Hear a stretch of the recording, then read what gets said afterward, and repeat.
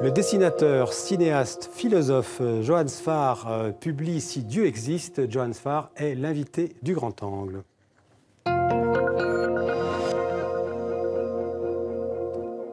Bonsoir Johann Sfar. Bonsoir. Alors vous avez fait des études de philosophie, c'est pour ça que je disais le philosophe. Vous avez aussi fait les Beaux-Arts à Paris, puis aussi on va voir que vous êtes pas mal philosophe dans votre bouquin.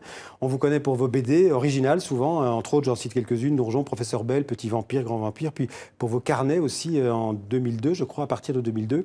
Et puis Le Chat du Rabbin, qui a été adapté d'ailleurs en film d'animation quelques années plus tard. Vous avez aussi réalisé au cinéma, tout le monde s'en souvient, Gainsbourg, Vie héroïque, avec entre autres Eric Elmosnino. Un film d'ailleurs pour lequel vous avez obtenu le César du meilleur film, c'était en 2010. Alors aujourd'hui vous publiez Si Dieu existe aux éditions Delcourt, Si Dieu existe sans point d'interrogation. On peut dire que c'est un ovni éditorial littéraire. C'est pas vraiment une BD, c'est pas vraiment un roman. Ce sont des dessins et des textes sans rapport entre eux le plus souvent. Ce sont vos états d'âme, d'une certaine manière, qui ont surgi après les attentats du mois de janvier à Paris.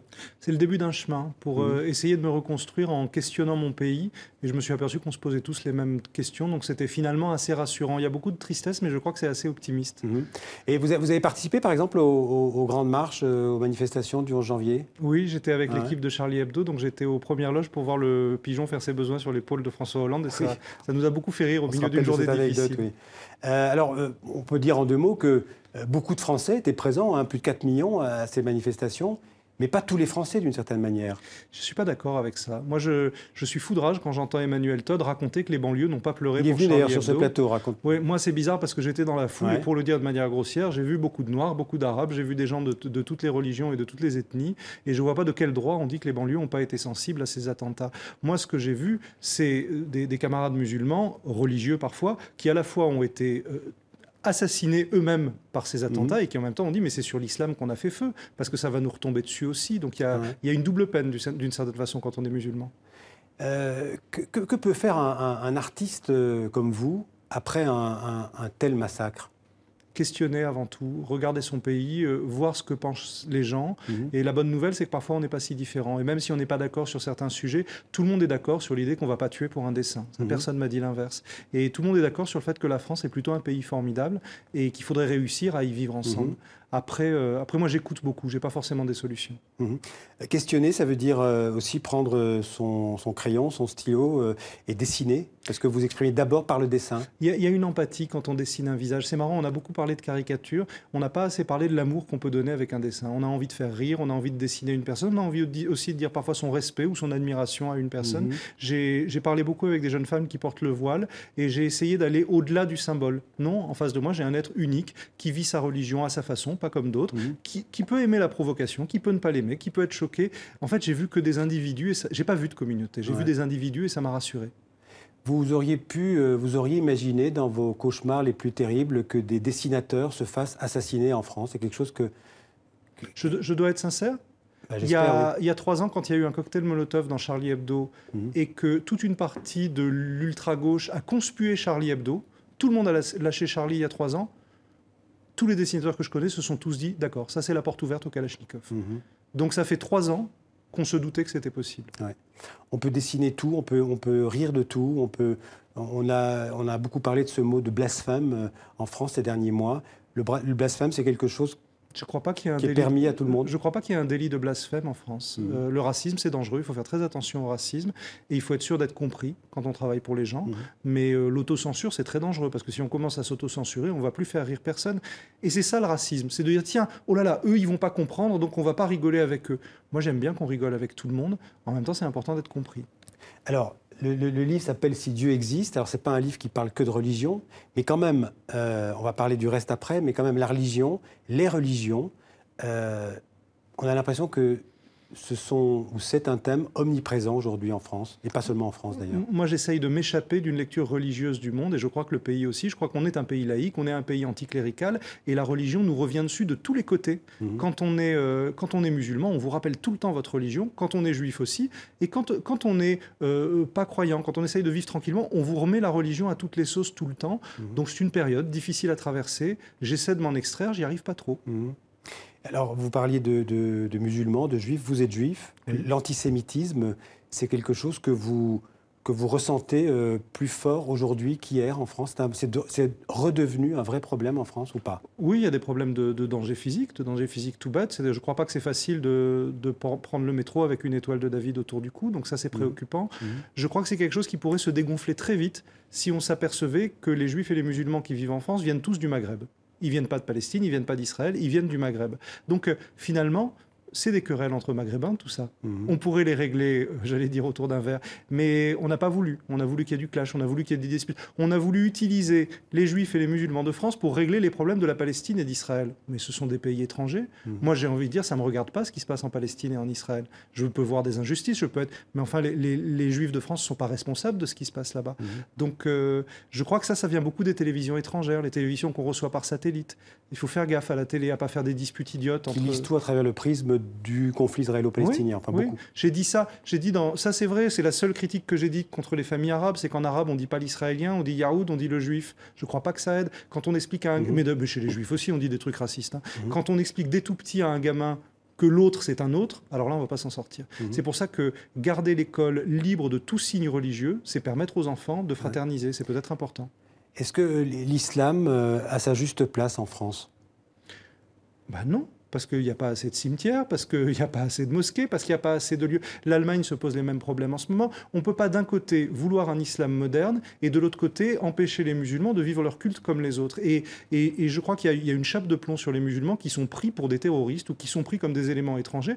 Or, en fait, ils ont les mêmes problèmes que nous. Vous seriez surpris du nombre de parents musulmans qui n'ont qu'une peur, c'est que leurs gamins se radicalisent. Quand il y a des conférences contre la radicalisation, il y a des imams qui disent nous aussi on est dépassés. Nous aussi on ne comprend pas pourquoi des gamins partent en Syrie.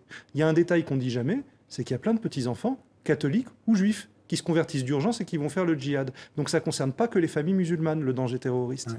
Quand vous parlez avec des Français musulmans ou juifs, mais en particulier des musulmans, est-ce qu'aujourd'hui vous avez l'impression que le dialogue est encore possible? Est-ce que les mots ont encore le même sens? Absolument, si on écoute la souffrance des gens. Quand un musulman vous dit « je souffre de racisme en permanence », il ne faut pas tout de suite lui balancer dans la figure « non, tu exagères ». Peut-être qu'il exagère, mais il a une vraie douleur, il a un vrai sentiment de malaise. Quand un juif vous dit « je ne me sens pas en sécurité en France aujourd'hui », peut-être qu'il est parano, n'empêche qu'il ne se sent pas bien. Donc écouter la souffrance de l'autre, moi je pense que c'est le minimum. Et à partir de là, on peut discuter, on peut parler. Moi, à part parler, je n'ai pas de solution. Alors, si Dieu existe, pourquoi ce titre ? J'ai dit avec un titre aussi idiot, je vais forcément rameuter du monde. Mais de manière plus large. C'est pas que du marketing. Non, parce que moi, je suis englué dans la religion. Mon père est mort l'an dernier. Je ne suis pas croyant, je fais des prières tout le temps. Donc voilà, je suis un juif incroyant qui fait des prières. Mais quand on dessine un personnage, ça veut dire qu'on croit qu'il existe. Le début du truc, j'arrive plus à dessiner parce que mes copains se sont fait flinguer. Je dessine le chat du rabbin et il me dit, c'est pas grave, je vais tenir le crayon pour toi. Ça veut dire que j'y crois dans ce personnage. C'est-à-dire que je fais un livre, Marceline Laurie dans Ivers, à la fin, me dit, ça sert à rien, mais il faut écrire quand même. C'est ça, y croire. Pour moi, la foi, on peut avoir une foi sans Dieu. La foi, c'est dire, on va se lever le matin en se disant que cette journée vaut éventuellement le coup. Voilà. Ouais. Vous dites quelque part, je crois que Dieu finalement, c'est une idée. Ça me paraît important. Quand on nous dit, mais il y a du racisme quand on se moque de Dieu. Non, on n'a pas le droit de se moquer des populations, on n'a pas le droit d'insulter les gens. Mais Dieu, c'est une idée. Si on croit qu'il est tout-puissant, aucun dessein ne pourra l'abîmer. Moi, c'est ce que m'a dit un musulman religieux. Il m'a dit d'abord, dans le Coran, il y a marqué, on ne tue pas les innocents. Donc, on ne tue pas les dessinateurs. Et l'autre chose, si Dieu est tout-puissant, aucun dessein ne pourra lui faire du mal. Il n'a pas besoin... Dieu serait bien faible s'il avait besoin que des hommes aillent faire la justice pour lui. Quelqu'un qui croit qu'il fait la justice au nom de Dieu, ça veut dire qu'il ne croit pas que Dieu est puissant. Mais je parlais du sens des mots tout à l'heure. Est-ce que ce que vous venez de dire, vous pensez que vous pouvez être compris par tout le monde aujourd'hui ? Bizarrement, tout le monde me comprend. Tout le monde me comprend. Alors, vous parlez de beaucoup d'autres choses. On va parler que de Dieu dans ce livre. Vous parlez entre autres de la mort de votre mère, de la rupture avec une femme qui était probablement votre femme. Vous évoquez d'ailleurs de manière très, très humoristique le taux de suicide le jour de la Saint-Valentin. Ça m'a fait beaucoup rire. Quand vous allez seul au restaurant et qu'on vous propose le menu à deux, soit la serveuse vous fait des avances, soit elle a le sens de l'ironie. Mais ce qui est marrant, c'est qu'on vit des trucs extrêmement intimes et après on s'aperçoit que c'est banal et tout le monde a perdu un être cher, tout le monde a vécu une séparation.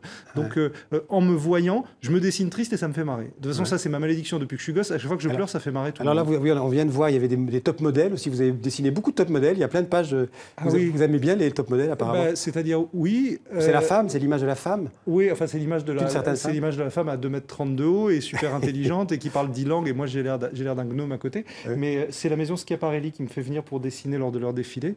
Et je fais des rencontres super parce que c'est des filles qui sont drôles. Enfin moi, avec les filles, je me sens bien. Hein. Je sais pas, ça me sens bien là-dedans. Et votre mère, alors, quel rôle elle a dans ce livre et dans votre création? C'est le vide de tout mon travail. J'ai perdu ma mère pratiquement avant d'apprendre le langage. Donc mon existence est une feuille blanche. Il n'y a pas un manque, il y a un vide que je comble en dessinant tout le temps. Et j'ai honte de dire ça, mais j'ai toujours été quelqu'un de très heureux. J'ai pas eu de chagrin de l'absence de ma maman. J'ai eu une existence étrange. Peut-être plus tôt que les autres, j'ai appris qu'on mourait. Alors quand on apprend ça plus tôt, eh ben, on mange plus, on vit plus, je ne sais pas ce qu'on fait plus, mais on fait tout plus. On connaît le prix de la vie. Ça. Je crois. Ouais. Je crois. Moi, je suis quelqu'un. Je suis joyeux. Enfin, je suis joyeux de survivre. Ouais.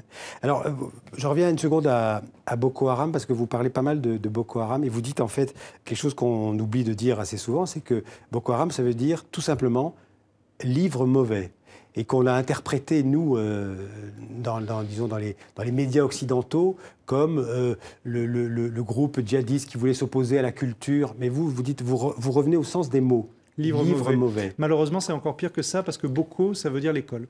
Boko, livre, c'est le nom qu'on donne à l'école là-bas. Donc, quand un groupe s'intitule « L'école est mauvaise », qu'est-ce que vous voulez? On voit bien que c'est par un... Ça me désole. Ça me désole qu'on en soit là, parce qu'il y a des gens qui payent pour ça. Donc moi, au bout d'un moment, je voudrais comprendre qui paye pour ces groupes armés. Et plutôt que d'essayer d'empêcher les bateaux d'immigrés d'arriver chez nous, on devrait massivement comprendre que l'Afrique et nous, c'est le même territoire. Ouais. Et quand il y a la guerre là-bas, il y a la guerre chez nous. Et que ce soit en Afrique ou chez nous, vous dites aussi que la solution, ce serait plutôt d'augmenter les budgets de l'éducation, le budget de la culture et même du sport. Alors je passe pour un naïf quand je dis ça, mais tout de même, je m'occupais du centre d'aide aux devoirs de Bagnolet dans mon service militaire. Je me souviens, on avait une centaine de gamins, je crois, et une dizaine de stades de foot. Donc il y avait 90 gosses qui faisaient rien, et on me disait ça coûterait trop cher. Imaginez qu'on les ait envoyés au foot à ce moment-là. Moi, je pense que les dépenses d'éducation font faire de grandes économies en frais de police et de justice ensuite. Vous avez des projets Oui, j'ai le Chat du Rabbin qui sort le 28 août, le prochain. Et il y a la suite, parce que ça, en fait, c'est 3 carnets. Le premier est très triste, le deuxième est marrant, et le troisième est encore plus drôle, je crois. Parce que je remonte, moi, je vais toujours vers le haut.